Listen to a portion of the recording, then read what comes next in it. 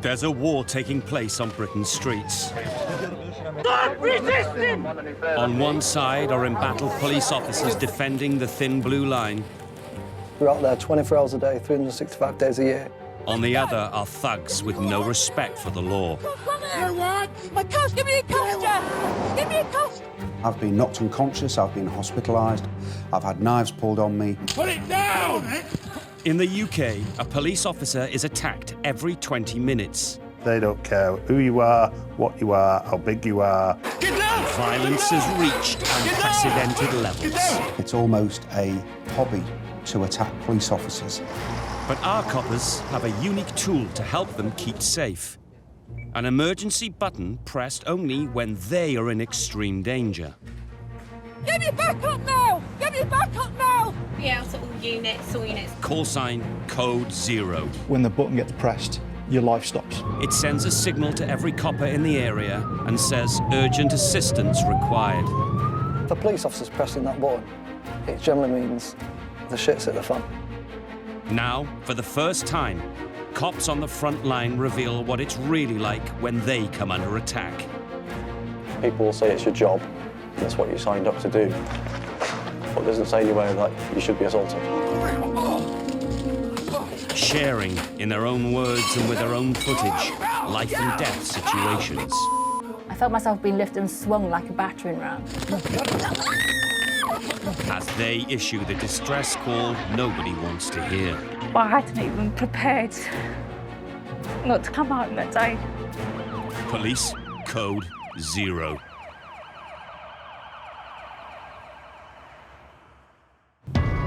Today, told for the first time, a routine traffic stop sees a police officer dragged into a busy road. What's your problem? Police? You could see the anger in his face. A police dog and his handler are brutally attacked. Get the dog off! Move! Bite the dog! Go away! Bite his ear off! I'll never forget that. Bite the dog, bro. What sort of individual says that? And on a remote hillside, two officers are fighting for their lives, with backup miles away. Enough! Back up it! We knew that we weren't going to get any help for quite some time. I think I'm bleeding.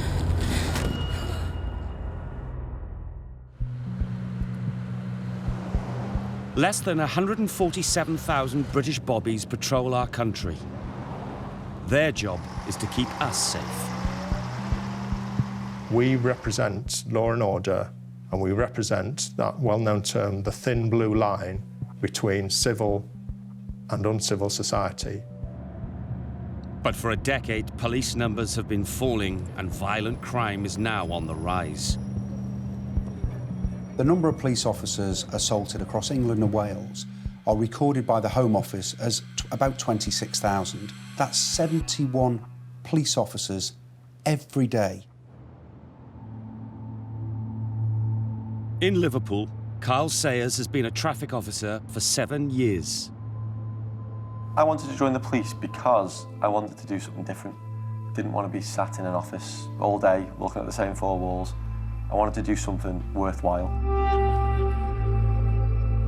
The way I was brought up was you'd respect the police and you'd see them as somebody you could go to if you got lost or you needed help.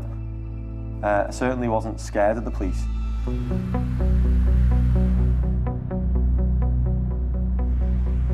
Merseyside is an interesting place because you've got wealthy areas so close to less wealthy areas. A lot of burglaries may happen in the wealthy areas committed by people that live less than a mile away. In certain areas, there's maybe a dislike of the police. But I think generally it's about how you deal with people or how you speak with people. I've just stopped you because your van's showing up has not been on the road, no tax on it. Because even someone who doesn't have any issues with the police could fall out with you if you deal with them in the wrong manner. They'll send you a letter probably asking you for the back tax, asking you for April, May, June, July, August and September's worth. Kyle loves being a traffic officer. That's all he's ever wanted to do.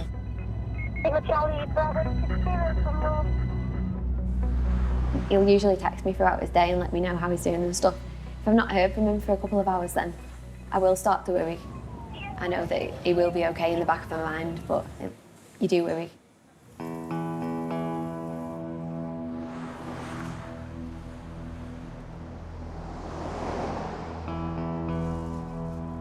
A routine traffic stop is something that's done hundreds of times. I'd do it 10 times a shift easily. I was specifically on Sefton Road in Liverpool.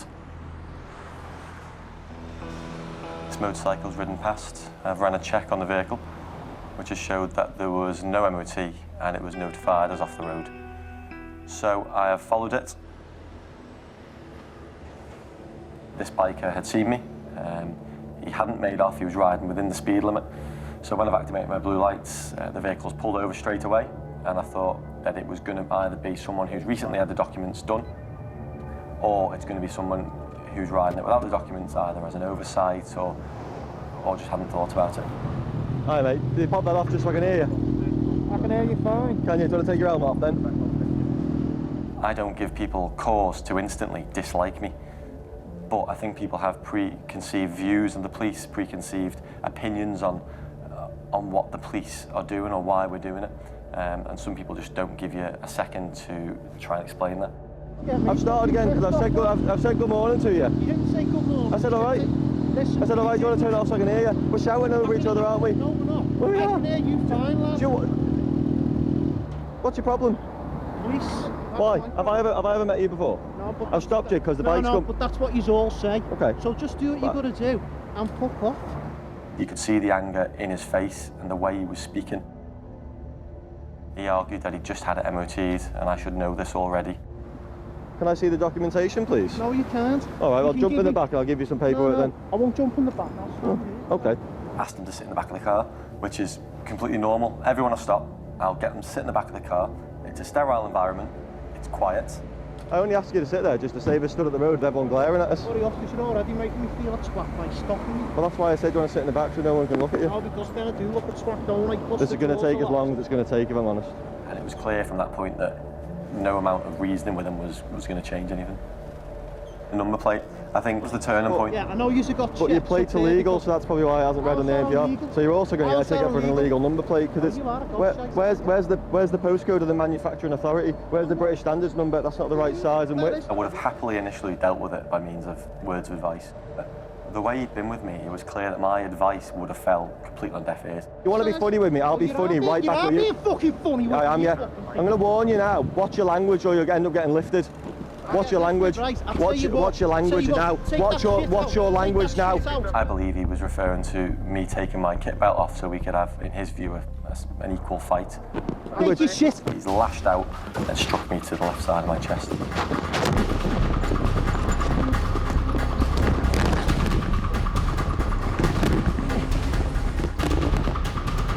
He pushed me so I was on the bottom and he straddled me.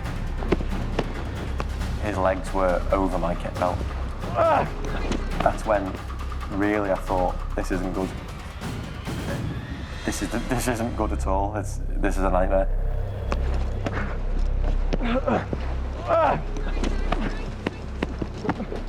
He's punched me as hard as he could, directly to the face and the forehead. You fucking enemy, you fucking gobshite. I'd lost one of my radios, which was for that local area. So all of the local police that are driving around wouldn't hear my transmission.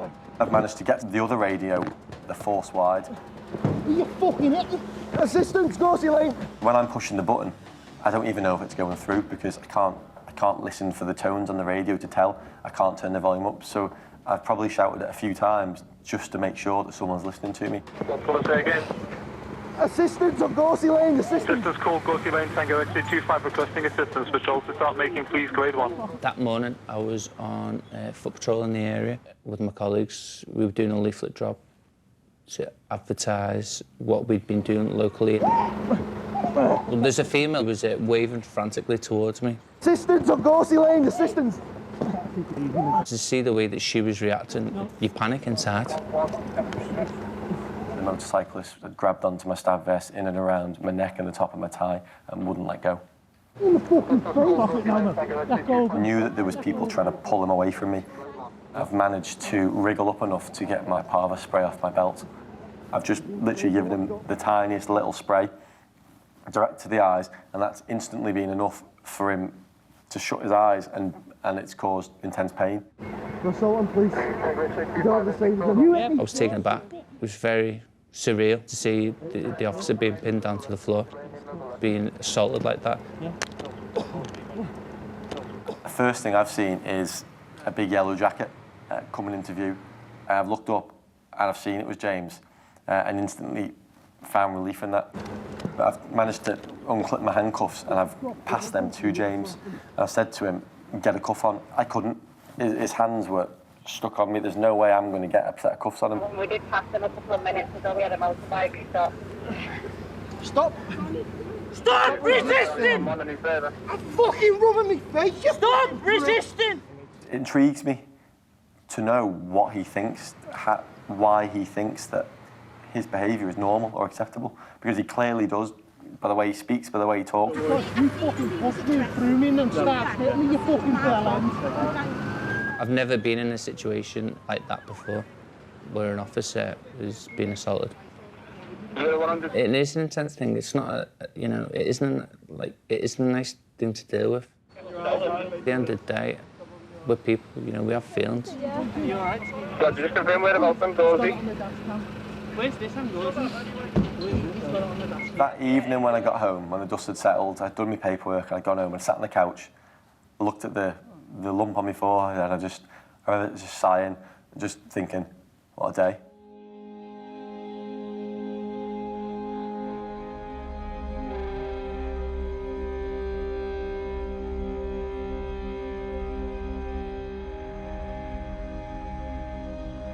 The evidence was heard by the magistrates. The worst part, I think, was when I was watching the body cam footage and I could hear me asking for assistance on the radio.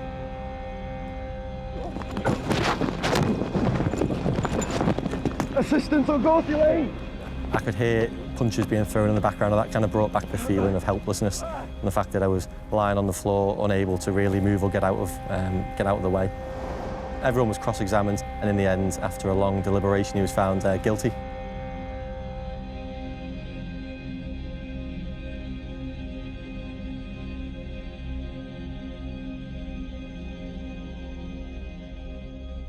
Just a weight off my shoulders, and I can draw a line in the sand and put it to bed a little bit. On average, last year, 71 police officers were assaulted every day. Let go! Get the cuffs off here! Get the cuffs on here! You what? My cuffs! Give me your cuffs, Jeff! Give me your cuffs, Jeff! It's really important that we, as a society, don't just see assaults on officers as part of their job. It's what they're paid for. In my opinion, when a police officer, a police staff member is assaulted, society is assaulted.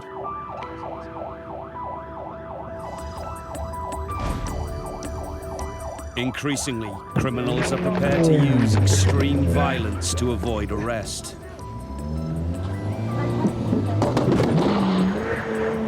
Well, last year we had over 500 police officers assaulted in Lancashire and Stanbury. There's a range of severity of those, some from bumps and bruises, headbutts, bites, needle stick injuries, people being spat at, all the way to people stabbing us and trying to kill our frontline officers. It isn't only uniformed police who face the threat of violence. Animals in service are also a target. In Manchester, Gareth Greaves has been a dog handler for 13 years. I've wanted to be a police officer, dog handler, since I was a small boy. Something I dreamed about. And when I was accepted to be a dog handler, it was a really monumental day. I have got a family, and Theo is part of our family. He's been in my family for 8 years. He grew up with my little girl.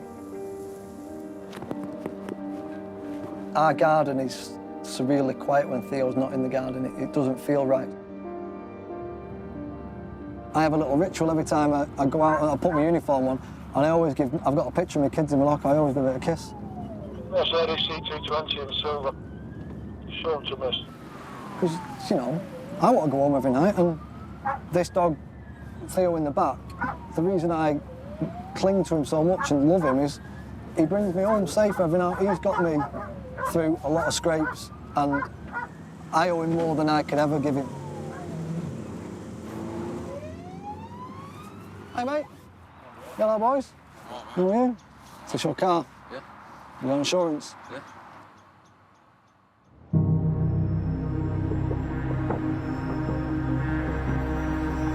I was finishing my night shift. We finished at 6 a.m. It was 4:30 in the morning. And then the call coming in, I remember the call coming in. So I travelled to the Hyde area, one particular petrol station. As I rock up, I could see there was two people on the forecourt having a full-blown argument with the cashier. And then they suddenly got in the car, and the way it come off the car park, it was quite clear that I'm gonna have to follow this car. He's already seen me. We're into a pursuit now, and he's not gonna stop. We're getting about extra down 6143, Oscar Victor 60. And then he threw her right into the car park. Kilo X-ray Papa. So I think, oh, he's gonna give up. As we pull in, he's out and he's off and running, so I'm not as fast as I used to be. I'm in big, heavy boots. It's time for Theo to come out. Challenges are issued. He knows I'm a police officer. He knows what I want to speak to him.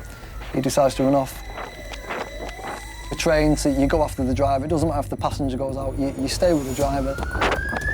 I remember seeing Theo disappear, his little stubby tail disappearing around the corner. And I'll be honest with you, I was thinking a couple of seconds, I'm going to hear that distinctive sound of somebody screaming. He's got him. Okay, have we got any tactical resources to make the Hyde area?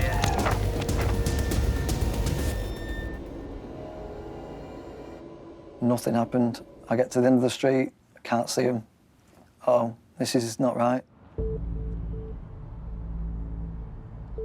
And then I hear the sound. I was like, right, he must be around the corner, goes around the corner, and he's got him. God, lad, you hold him, son. Get on the fucking... Get on him, son. And he set off running again, with Theo attached. Let go of the dog. He's got hold of Theo. Couldn't really see, had him underneath the jaw. Assistance button on the top of the radios. I've only ever used it once, and they're a vital piece of kit. Yeah, I'm fighting, Combs, I'm fighting with him. Trying to remain calm, I think, oh, it'll calm down, it'll calm down. No, it just keeps going. Get hold of me, son. I said calm down now. The button gets pressed. You stop your conversation, turn your radio up, and listen to what's going on. Nobody presses that orange button unless they're in trouble. Let go of the dog. He then picked me up, picked me and Theo up off the floor. He hits me twice. It's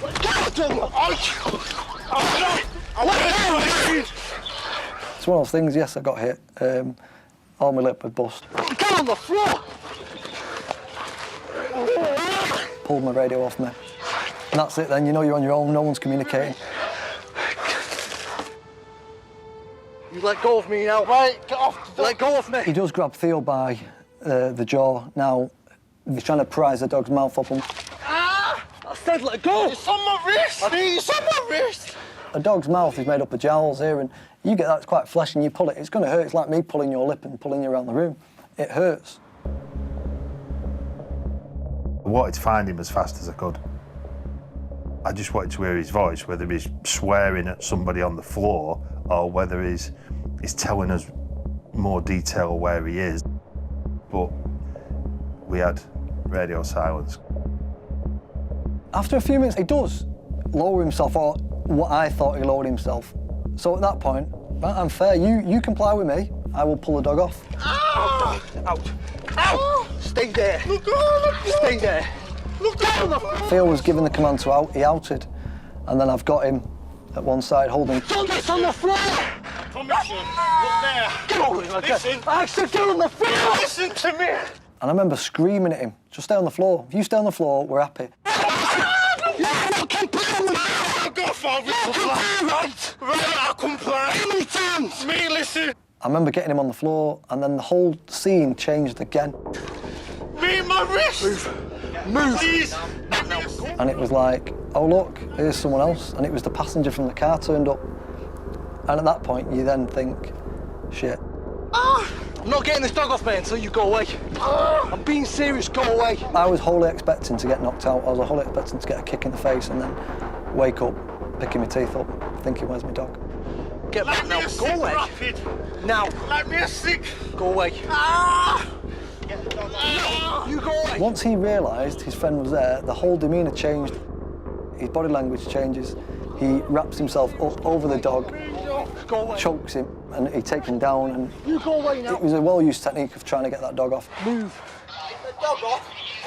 See me fight. Move now.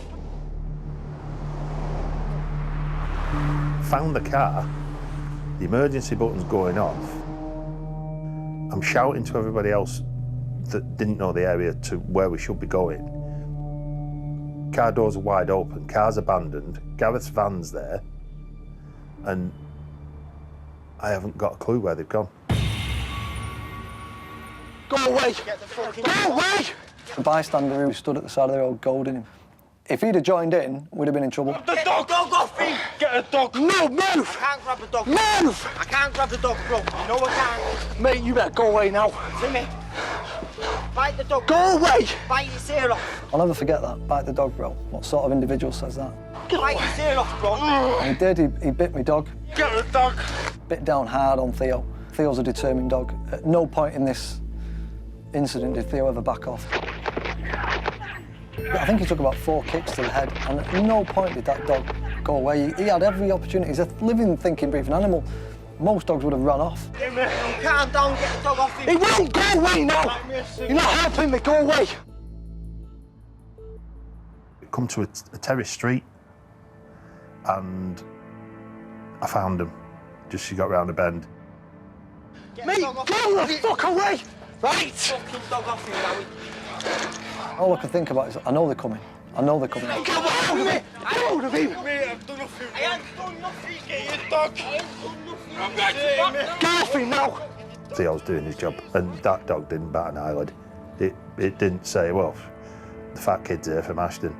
No, he wasn't bothered.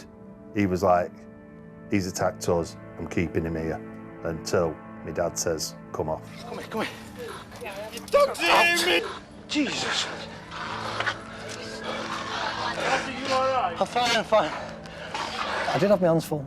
And being a dog handler, there's nothing worse than having a dog fighting, because you have to keep control of that dog. We've got a duty of care. Stay.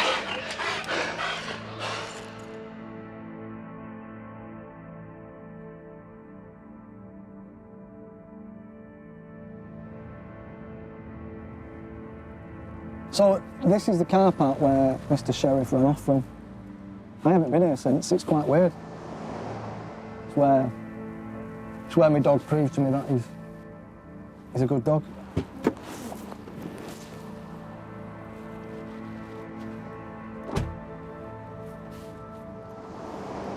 He came to a stop about here, actually, but he was out on his toes straight away. I then got Theo out. Within a few seconds of me getting out, I could just get the back end of Theo disappearing into the street, and then it's quite clear what was going on then. You've got to go and chase after your dog.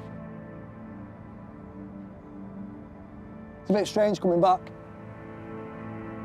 We'd never revisit scenes of police. I don't think we do, because if we do it tends to make you realise you're only human and you're not invincible. You go to work each day and you're lucky to come home. Theo retires very soon. Been a long career with Theo. The best 7 years I've had with a police dog. What's next? Sadness, tears. I'm not going to get one like him.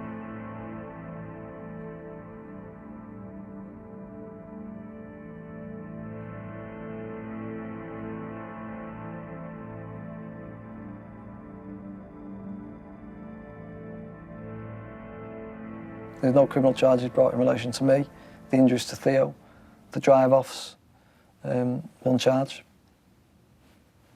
Is it just? It's not for me to say that. Crime rates are higher in Britain's cities and towns than they are in the countryside. But that doesn't always make it safe. I do think our rural communities do sometimes get forgotten, because generally what you'll see on the TV screens is the problems that the inner cities face. But my colleagues policing the rural environments are vulnerable. When an officer is assaulted in an urban area, urgent assistance is often only round the corner. But for rural officers under attack, backup can be many miles away. You cannot get away from the fact that in some rural communities, the criminal is not feeling that there is the deterrent that there used to be. In Newbury, Lucy Gray has been a response officer for 11 years. Newbury as a place is actually, in the grand scheme of West Berkshire, not really a violent place. John O'Donovan transferred from the Metropolitan Police to Thames Valley 4 years ago. Policing in a big city is a different challenge to policing somewhere like Newbury or West Berkshire. The wider area is very, very rural. You go out into the country essentially, which was something I wasn't used to. Lots and lots of green fields. It was a late shift, if I remember rightly, which starts at 5 in the afternoon and finishes at 4 in the morning. Johnny and I were crewed together and we were given the call sign Foxtrot Bravo. It was, I thought, just an ordinary sort of night shift. I'll probably take a turn through the town, see what it's like. Yeah. I don't remember there being an awful lot going on that evening. Then we got a call to go and assist. Reports were a male up in the secluded place, possibly having crashed a van and possibly being drunk, so kind of thinking through sort of drink drive offences. Young child there, so you're thinking about her welfare. And the call essentially was from a member of the public who had been on Coombe Gibbet, which is a very remote part of our area. It's quite high up.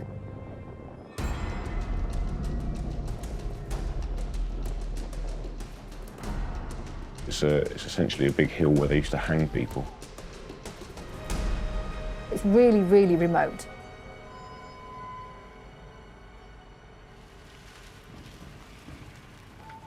So as we came around the corner by the gibbet and along, just in the distance we saw an outline of 2 people walking towards us, which is why we stopped our car there.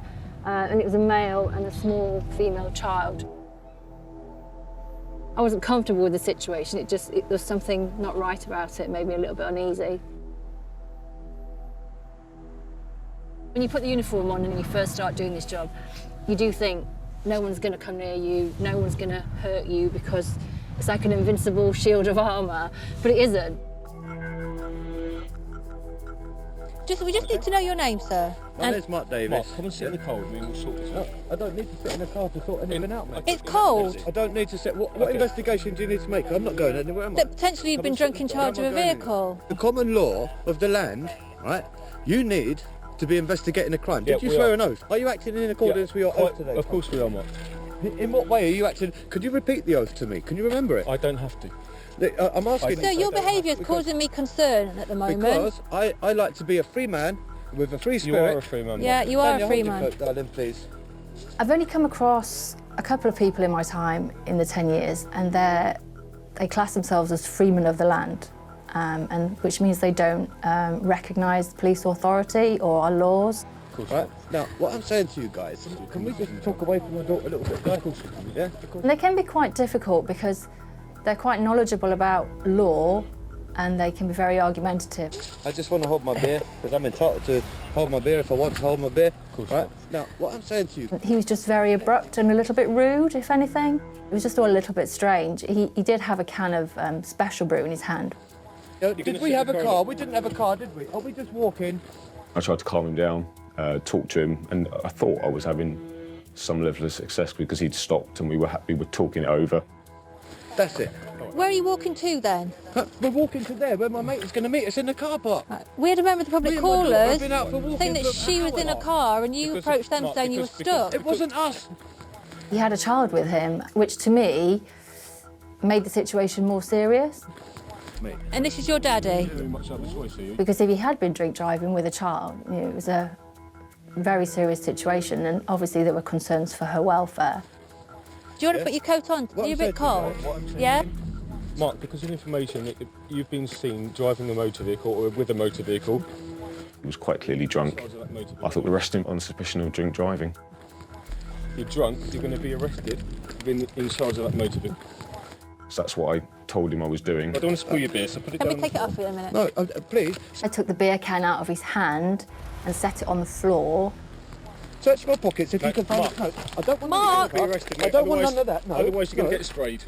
No, I don't want to get sprayed. Let's just do this I don't want to get anything. properly. There's a child here, mate. Yeah, I know. There's a child here. You're not No, listening you're not to arresting us, me. You're going to Mark. get sprayed then, Mark. It's up to you. Don't spray me. Well, put your Don't arms spray behind me. your back. Yeah? Put your arms behind... Within a split second, he had started punching Johnny to the head with both of his hands, like a complete wild animal. He went from 0 to crazy man in literally a split second.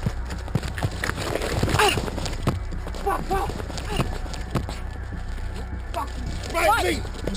I got a fucking job! Yeah? Johnny was on the floor and he was on top of Johnny, just punching him to the head over and over and over again.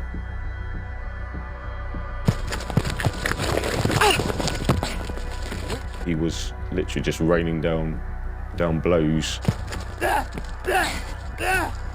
The only thing I could think to do was to, because his back was towards me and Johnny was on the floor, was to jump on his back and grab a hold of his arms to stop him from punching Johnny. So that's what I did. And unfortunately, the focus then moves to Lucy. That's me, dear. I just remember being punched to the side of the head several times. And I think I sort of went down on the floor and then I felt myself being lifted up. And then there was a loud bang. I saw this chap smash Lucy's head against the police car.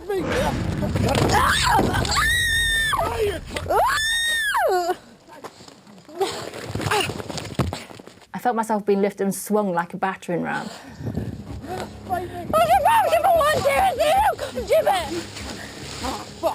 I literally just remember being on the floor and calling 00 on the radio, because I just knew at that point it had gone past us being able to deal with it ourselves. Enough! Fuck off, man! I dare you to spray me. Unfortunately, there are a small number of people that captor does not affect, and he happened to be one of those people, and it just made him even angrier. How dare you spray me in front of a kid? You're taking this. Are you all right, Johnny? Yeah. Urgent assistance, Kunjibit. I know that my radio got essentially broken in the struggle. So I had to use my radio to tell the control room what was going on. The Gibber has assaulted both of us. He's refusing to come and he's taking the child. He's been sprayed. 721, show me rating. Roger, thank you. Foxtrot Bravo, Trouble 1, welfare check. I think I'm bleeding. I remember feeling something cold running down my neck, and initially I thought it was water. And I remember wiping it with my hand, and I looked, and just in the moonlight I could see that it was blood. Bravo, Trouble 1, can we have an ambulance, please? I'm bleeding. Sir! You gotta stop now. You don't spray me. You don't assault police officers either. Child! We knew that we weren't going to get any help for quite some time. It's pitch black, and your thoughts go through your mind. You think, I'm not sure we're gonna come out of this. But you committed a crime against me. You sprayed me in front of a child. You've assaulted police officers in front of your child. No, you sprayed me first. Sprayed me first. It will fuck off this time. Fucking do the thing. Good, fuck off. Fuck off! Yes, yes! Yes, fuck off! Stay here, Johnny. Wait for me. He took a hold of the hand of the little girl, which he knew would stop us from using force against him. What, are you going to attack me from behind now? Still walking behind the male, keeping our distance. The child's in order. We're not going to go hands-on again in case he reacts like he just did. Oh, you sprayed me with fucking shit! How dare you! He stops where the track meets the road. Mark, this is police officers, please stop! Please stop, Mark! And then a car arrives, the headlights of a car arrive up the track. And initially, I think it's a police car. Get back, Johnny. Johnny, get back. We think, brilliant, somebody's got here to help us. Is that a police car? But it wasn't. Can I give you an index? Hotel Yankee. Unfortunately, it turns out to be the suspect's friend who's come to pick him up. Please, sir, don't drive off! He got into the car with the little girl in the front seat and locked the door. Stop the car! Turn the engine off! Turn the engine off, now! You get to the point where you think, well, what can we do now? There are now 2 people here. You know, we're both badly injured. Turn the engine off, now! Thank you. Sorry, mate, don't worry, you're doing all right. What's your name? The engine is turned off. The suspect gets out of the car, leaving the child in the car, and shuts the door and tells the man to lock the car. Get hold of the child! Go away with the child! I'm coming with you guys, come on. But I'm doing it my fucking way, not yours, you pepper spraying pig. And he follows me around the back of the car. And then he does his Incredible Hulk thing where he's like growling and screaming at me and charging at me, basically. Just stay there, lock the door! Lock the door! Get away! You piece of shit! Fuck off! Dave, get away! Go! Get away from my kid! I'm away. We're away from her. We're away from her. You want it? You fucking want it? Go! Safety aspect, there was only kind of so much more we could do there. We knew we had people turning up, but I say we were in no position to take on now 2 people. So we get back to the car. Yeah. Stand us. Yeah. Right. We're vulnerable at the moment. You know, his mate's got a car, he's out of the car. We need to get back in our car so that to provide some kind of safety for us.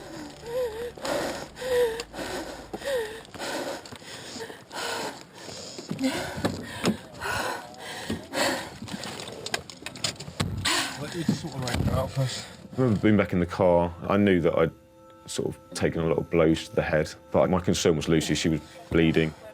Oh, I don't know where the blood's going. Oh, it's my head, I think.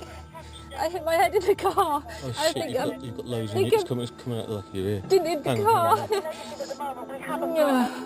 By the time we get to our car and turn it around and come back, he's gone and the car's gone.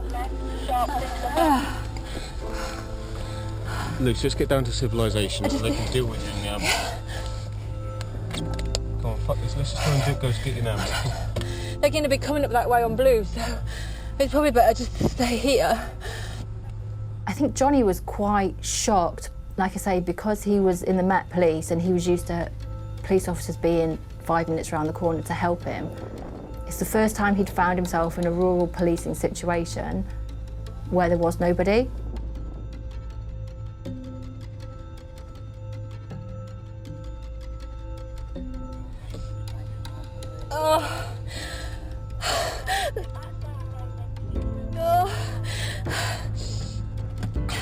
Just very, very pleased to see them. That sort of sensation that we're safe now.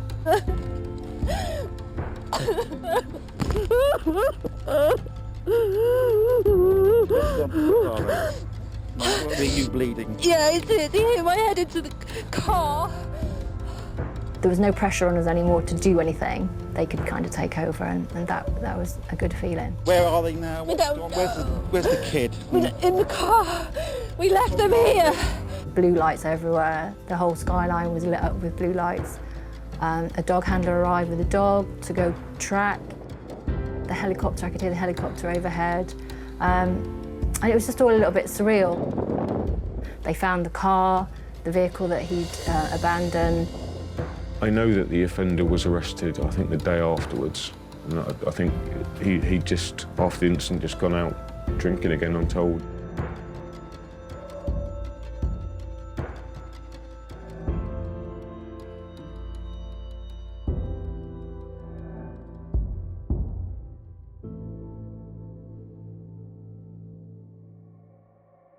Couldn't understand why it had happened. It just seemed so pointless and so unnecessary. And I think I was just quite grateful that we managed to walk away from that, because that's when it started to dawn on me that actually it could have gone really badly wrong. It is very difficult when you're a victim, because you kind of, I suppose, it almost does undermine your confidence a little bit, because it shouldn't be happening to you. You're meant to be the one who's protecting other people. To a degree, I think as officers we accept that we will be assaulted. It's not right and it's not okay to assault us, but ultimately, I know that they're not assaulting me personally. It's not me they don't like, it's the uniform that I'm wearing and the job that I'm doing.